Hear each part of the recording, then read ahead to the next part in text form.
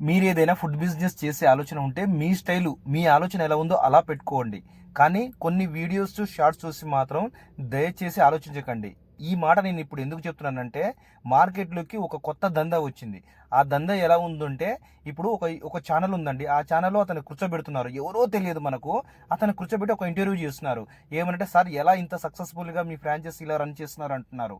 కానీ అతను ఏం చెప్తారంటే ఇప్పుడు 3 ఉన్నాయండి. తర్వాత 300 అయితున్నాయి. మనకు ఎంతో అయితున్నాయి. ఇంత లాభం వస్తుంది, అంత లాభం వస్తుంది. ఎలాగెలాగో చెప్తున్నారు. ఇది ఒక దంద తయారైంది భయ్య. అది ఎక్కడుందో తెలియదు. ఎవరికీ తెలియదు. అది నిజమా కాదా కూడా తెలియదు. వాళ్ళ ఫోన్ నెంబర్ ఇస్తారు. ఇగో ఇలా ఉంటుంది, అలా ఉంటుందని చెప్తారు. దీని మాయలో మాత్రం అస్సలు పడకండి. ఏ ఫ్రాంచైజ్ అయినా సరే కానీ ఒక 2 ఇయర్స్ కంప్లీట్ అయింది, బాగా రన్ అవుతుందంటే అప్పుడు తీసుకోండి, నో ప్రాబ్లం. ఒక హోటల్కి మీకు మీరే బ్రాండ్ కావాలి, కానీ వేరే దాన్ని మాత్రం ఫ్రాంచైజీలు మాత్రం అస్సలు వీలైతే జోలికి వెళ్ళకపోవడం బెస్ట్. ఇంకొక విషయం, ఏదైనా సరే కానీ మన వర్క్ ఆ వర్క్లోకి వెళ్తున్నామంటే ఆ వర్క్ మనకు 75% తెలిసి ఉండాలి. ఒక విధంగా ఒక మాస్టర్ రాకపోయినా సరే కానీ అది మనం చేసుకునే విధానంగా ఉండాలి. ఒక మనిషిని నమ్మి ఎప్పుడు కూడా మనం బిజినెస్ స్టార్ట్ చేయరాదు. ఇంకొక విషయం భయ్య, మీ దగ్గర ఒక 10 లక్షలు ఉంటే 5 లక్షల వరకే ఖర్చు పెట్టుకొని బిజినెస్ చేయండి. డబ్బులు మాత్రం వృధా చేయకండి. ఏదైనా సరే కానీ, ఎందుకు ఎవరి నమ్మకూడదు హోటల్ ఫీల్డ్లో అనేది. ముఖ్యంగా ఫుడ్ బిజినెస్లో ఎవరి నమ్మేటట్టు ఉండదు.